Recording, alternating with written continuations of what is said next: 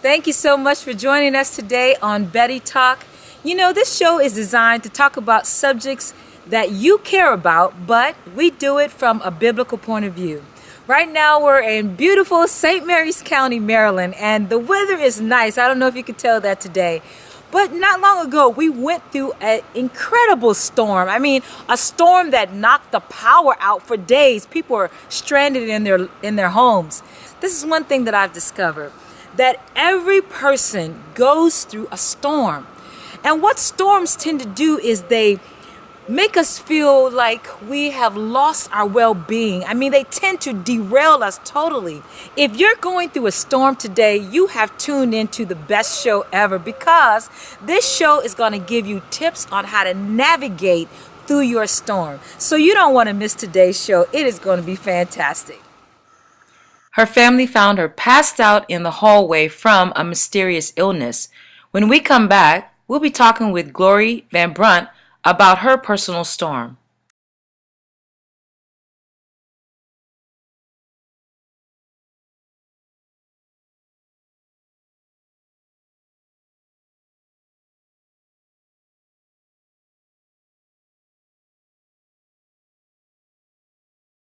Welcome back, and as promised, Glory Van Brunt is here, and we are so excited to talk to her today. So are you a stay-at-home mom? Are you work outside the home? How does that work? I'm actually a counselor, and I have my master's degree in counseling, and I worked in the field for about 15 years. Okay. My husband was active duty in the Marine Corps, so I kind of cut back to part-time while he was deploying so I could be home with the kids. Okay. And now I'm actually a stay-at-home mom. Oh, okay. Yeah. So when you did counseling, what type of counseling did you do?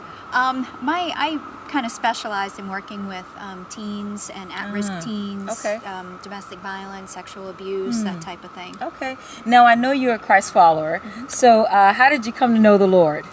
Well, actually, I have to thank my husband for that, because he was deployed, and when he left, we didn't really have God in our life, our relationship at all. And he came across a movie that he wondered if it was real or not. Really? And it interested him to look it up in the Bible and see if some of the stuff they said in the movie was actually true.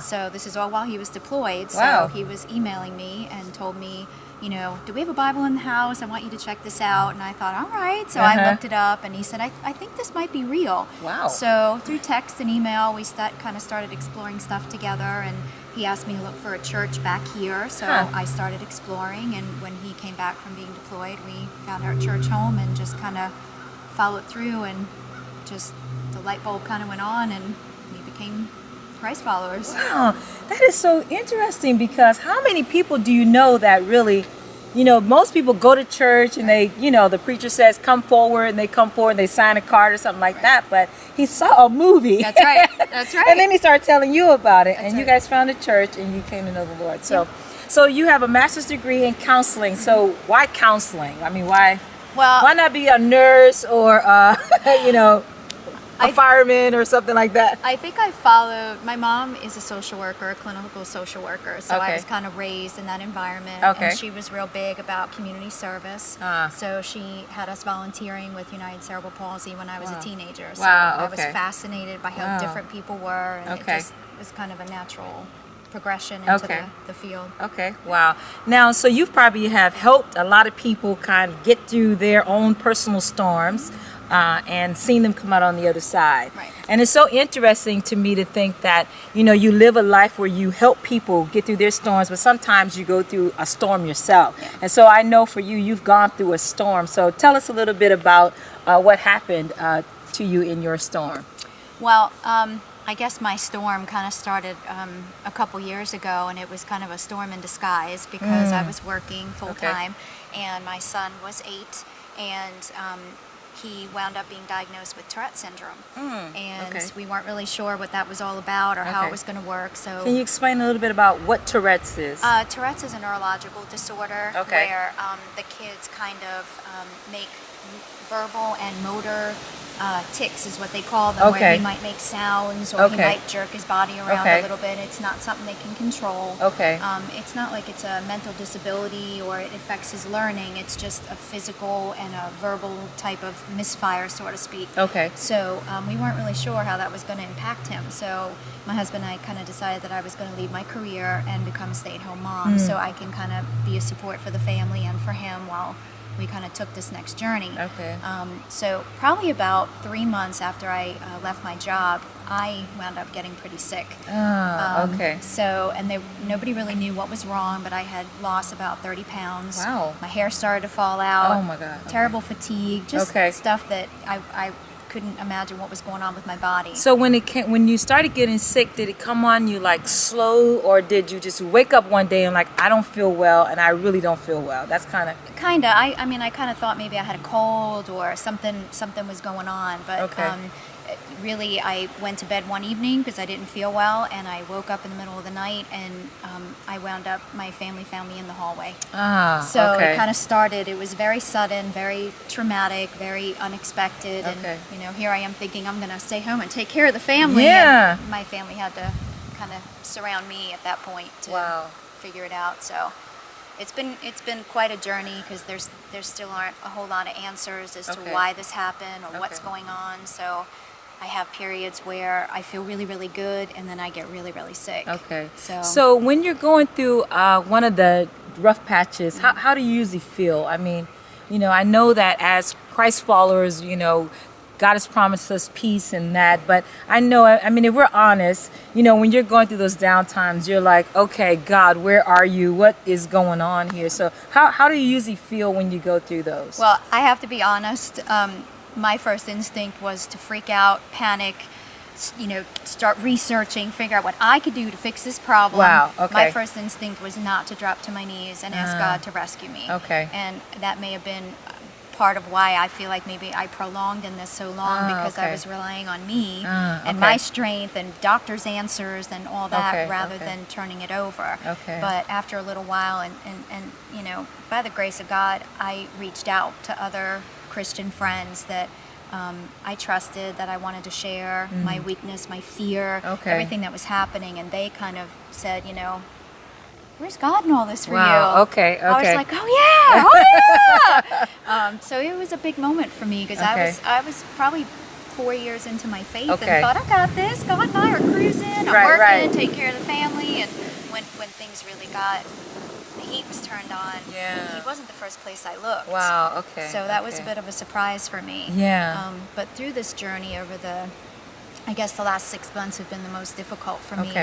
I've really learned to rely on him in a way that I didn't know you could, and developed a relationship with him that, even though I know there's going to be up and down days and times, that I still feel like that woman in the Bible who holds on to his robe as he's walking by. I feel like he's dragging me along some days, you know. You know, I came up with a lot of ways to do it.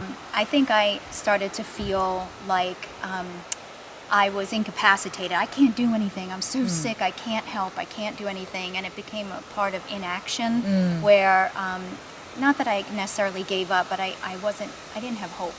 So something that came through, I call them God winks, but I felt like God was kind of whispering to me throughout this whole thing, and I was thankfully able to hear him. But one of the big ones is he said, do what you can do.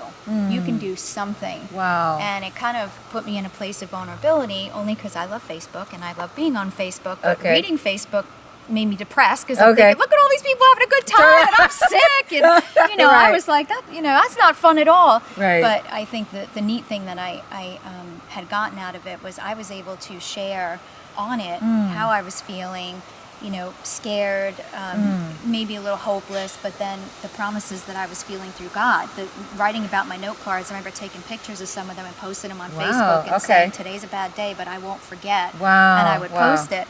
And the neat thing about it was just that people I had gone to high school with that you don't really talk to on Facebook, but they're still your friend, were emailing me, and they were saying, you know, I hear what you're going through. You are so inspiring. I've been dealing with this, and I thought, this is crazy that I'm sick.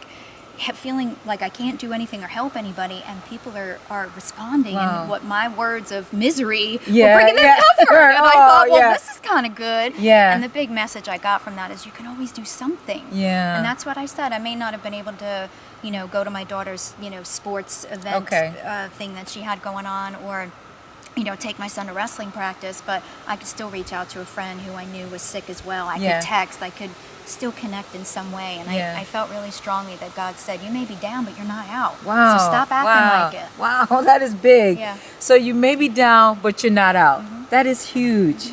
That is huge. For our listeners particularly, if you're going through a time of storm right now, I think Glory is just such an example of what God can do in the middle of the storm. When we come back, we're going to talk about what the Bible has to say about weathering your storm. So you don't want to miss this part. We'll see you in a moment.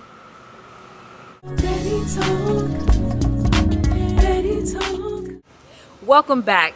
We've been talking about weathering the storms, how to navigate through your own personal storm. As talked about earlier, we all have storms. I mean, people often say this. There are three types of people in this world. The first person, they've gone through the storm. The second person, they're in a storm. And then the third person is on their way into another storm. We all face different storms. One thing that I love so much about the Bible is that it is a record of what God can do in the life of people that would trust him. So we're going to look at a story today of a gentleman who went through a storm. This story starts in Matthew chapter 8, starting at verse 23. And Jesus and the disciples got into a boat, and they were traveling to get to the other side. Well, Jesus had gone downstairs to go to sleep. All of a sudden, the Bible describes as this furious wave storm, waves of water start slushing in and banging against it, so much so that the boat started filling with water. And the disciples, after probably who knows how long of bailing water, decided that they were going to go down and get Jesus. Hey, Jesus, the boat, we're drowning. Don't you care? Get up and help us. And he looked at them and he said, you of little faith, why did you doubt? And the Bible describes him going to speak to the winds and the waves, and he told them to stop. And all of a sudden they stopped and they were still. And the Bible then goes on to describe the disciples saying, what kind of God man is this that even the winds and the waves obey him? What an incredible story. But here's three things that I think that we can get from that story that can help us navigate through our own personal storm. The first one is, as they got in the boat with Jesus, look, storm came. Let me tell you something. You can duck and dodge the best you can. That is my personality. I am ducking and dodging the best I can. But storms will come. They are coming. The second part that I liked was the disciples, after a while, I didn't like that part too much, but after a while they went and they called on Jesus. In the midst of your storm, you can call on the Lord. You can call out to him, help me or save me or show me. Which way should I go? Should I be quiet or should I speak up? Call on him. And then the third thing that I liked was that he told them right in the midst of their storm, why are you doubting? Why are you worried? I mean, Jesus was on the boat with them.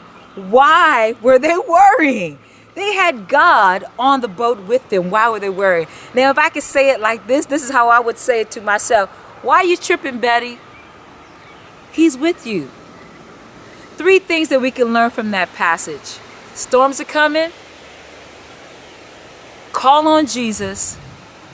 We don't need to worry because he's with us. One thing that I do know, in the middle of your storms, when the winds of life are blowing and the waves are crashing in, that our God is faithful. Next time you find yourself in the middle of the storm, know that God is faithful and that he would take good care of you. Well, I hope you got some encouragement from today's show. I'm telling you, I was so motivated by Glory and what she's gone through and what she's going through. My hope is that you, in the middle of your storm, realize that you can trust our Savior. He is incredibly faithful. Again, thank you so much for joining us for today on Betty Talk. And we will see you next time. Bye. BettyTALK.